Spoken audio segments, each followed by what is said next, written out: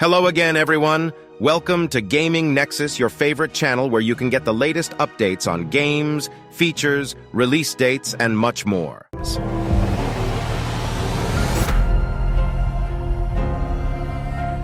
Within Baldur's Gate 3 lies an expansive campaign, adversaries, quests, and potential outcomes. But before you immerse yourself in the world of Baldur's Gate 3, a crucial decision awaits: selecting your character class. With a whopping 46 subclasses that intricately shape the 12 core classes offered, the choice might seem daunting. So, what's the ideal pick for your desired gameplay style or combat strategy? In this video, we'll be ranking each class, but instead of a traditional list, we'll be assigning each class to a tier.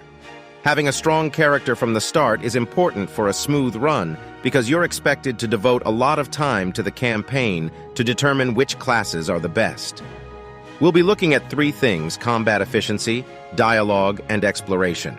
The greatest classes in Baldur's Gate 3 usually have overlap, which makes them extremely effective party members in a variety of different situations. No class, however, is a master in all of these domains. It's important to keep in mind that you can have up to 3 additional companions join you with a companion for almost every possible class. So you don't need to have one character that is a master at everything.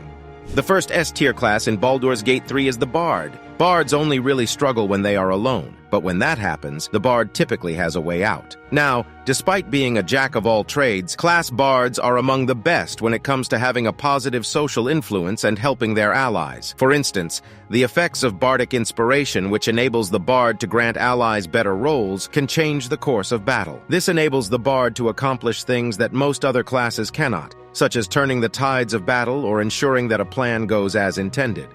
The Bard struggles on their own, but they thrive with allies, enhancing them and giving your squad the upper hand as frequently as possible. Given how effective they are in both battle and interpersonal interactions, it's difficult not to desire a Bard on every team. Next up on the tier list, we have the Cleric. It's safe to assume that the Cleric class in Baldur's Gate 3 is among the greatest spells, like Healing Word Blessed. Guiding Wolves are the reasons why, from bonuses to your ability, checks to regeneration, and even radiant damage, you literally have everything you need. Clerics can take a few blows, since they have the ability to use medium armor and shields as a result. For the majority of the campaign, you'll probably maintain a Shadow Heart in your party if you like. You can even create a primary character who is a Cleric. After all, the best Baldur's Gate 3 parties feature Clerics prominently, so you shouldn't leave camp without one. Clerics are amazing because they can frontline, they can heal, they're built for considerable damage, and they offer unique strengths against undead enemies. The next S-tier class is the Paladin. Paladins can use heavy armor, which makes them even tank bigger than clerics. They don't have as many spells, but they still learn some that are actually quite helpful. Deprive ability of this class, along with several smite that add different amounts of damage or effects with each strike, is Divine Smite. The Blessed ability is one of the best you can choose. It can empower your entire party. The Oath spells, including the Oath of the Ancients and the Healing Radiant spell, are what propel the Pallet to the top of this ranking. The Healing Radiant spell is a must-have because it heals your entire party when it's cast, and again at the beginning of each round. The Paladin is a beast on the battlefield thanks to the amazing class skills that are available for each subclass. The best of both worlds can actually be found in one party member if you multi-class a Bard or Cleric with a Paladin.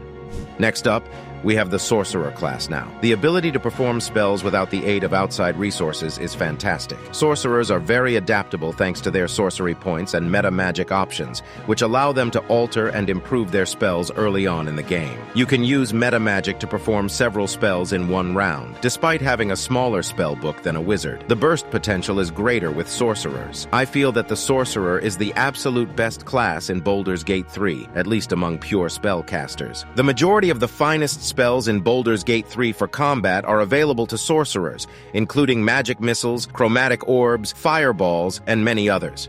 This sorcerer is a perfect class for you if you want to be the primary damage caster for your team. It is important to note that sorcerers do not benefit significantly from multi-class because they are pure casters, so it's advised that you just stick with the class. The last class that deserves a spot on the S-tier list is the Fighter in Baldur's Gate. 3D Fighter class is a wonderful option for those who wish to concentrate on doing damage, but also being a tank at the same time. Fighters are particularly tough in battle thanks to their large hit point capacity capacity and access to a wide range of armor and weaponry. They also have a few skills like Action, Surge, and Second Wind that can significantly increase their damage output over time. The class's main strength lies in its simplicity and extra attack abilities. It is one of the best classes in Baldur's Gate 3 overall due to its high survivability, high damage, and simplicity. Just make sure you pay special attention to how your fighter is moving, whether you start battle from a distance, whether there is challenging terrain, or simply just a lot of adversaries in the area. A fighter's damage potential puts them well on their way to being one of the top classes in Baldur's Gate 3.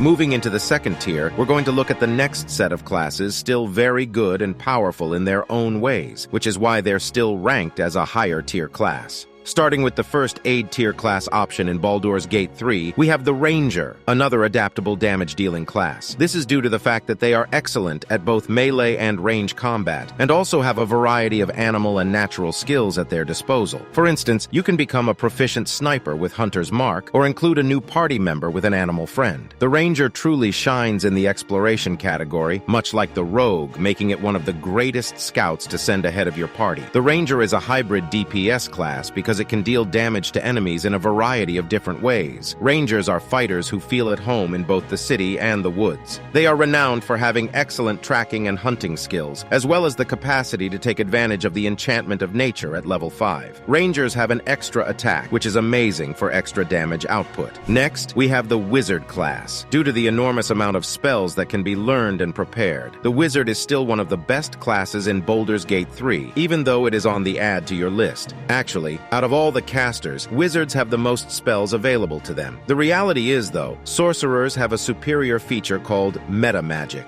And that's why this sorcerer remains supreme. The wizard can be lacking in social interactions and exploration because you'll be mainly concentrating on intelligence. Wizards can learn spells from scrolls that you uncover or purchase for some gold. If you have the mindset for a pure min, maxing the skill ceiling for a wizard is actually really high. But if you don't really have the patience to deal with all of that, this sorcerer is a much safer choice. Next is the Warlock. Warlocks lack the versatility of sorcerers as well as the comprehensiveness of a wizard's spellbook. And warlocks really do have the fewest spells available out of all of the spellcasters, but the spells they do know are very powerful. The warlock is still a fantastic option when it comes to spelling caster classes. Hex will be used early on to weaken enemies and make them more vulnerable to damage. You also have Eldritch Blast, which is another spell that you might use repeatedly for hours because it's actually quite powerful. You have access to familiars and passives that offer boons and brief rest that regenerate spell slots despite the more constrained variety of magic spells. Other classes, like a paladin cleric or even a fighter, can also use the warlock as a fantastic multi-class option. This is because you have access to a number of different spells that give classes that would not otherwise have ranged options. Overall, the warlock is quite adaptable and can function in a variety of different settings and class configurations, making them a fitting option for the 8-tier list. The Barbarian class is next. Barbarians are unbeatable. Fighters in close quarters, combat. In these classes, offense and defense are increased by using rage and frenzy. Additionally, you'll always have the opportunity to employ various tools or even living things as quote-unquote improvised weapons. The Barbarian also gets reckless attacks early on, which gives attack roll advantages. That is a huge benefit to have Barbarians who are exceptionally strong. They are resilient and they can produce a lot of DPS. The Barbarian's massive hit points, strong melee attacks, anger, and frenzy abilities make it a force to be reckoned with on the battlefield. Barbarians are known for their exceptional tanking abilities. They have overwhelmingly high physical strength, which allows them to win pretty much every single battle. Moving into the B-tier classes again, these are not by any means bad choices at all. Every class has its strengths and weaknesses. The first class on this list is the Rogue. Honestly, I love the Rogue class due to the Rogue's sneak attack powers, poison attacks, and bonus actions. Rogues are actually quite effective and can easily win most conflicts. The Rogue also offers unparalleled exploring options like lockpicking,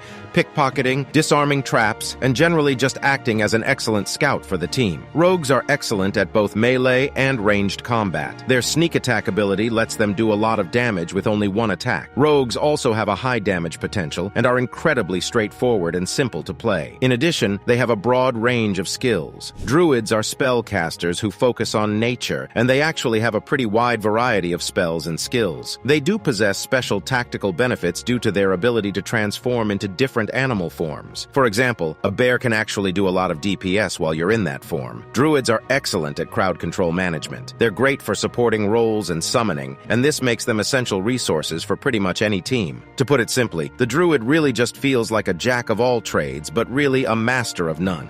The last class on the list is the monk. And the monk is an interesting class because just like the druid, it isn't particularly good at any one thing. Although I will say the monk is a master of controlling the battlefield and obtaining the upper hand on the opponents with high damage attacks. Monks can balance both stealth and close quarters, mainly attacks. Unfortunately, the monk has no area of expertise. Despite having a great degree of mobility, they are less resilient than any other class. In comparison to other spellcasters, the spells they have access to through subclasses like the Way of the Four Elements, for example, are pretty weak, given that there are only 4 party spaces available. This pretty much means that the monk isn't truly the best at anything, and they really aren't worth having in the group. Do you agree with your ranking? Tell us in the comments what is your favorite Baldur's Gate 3 class. See you in the next video.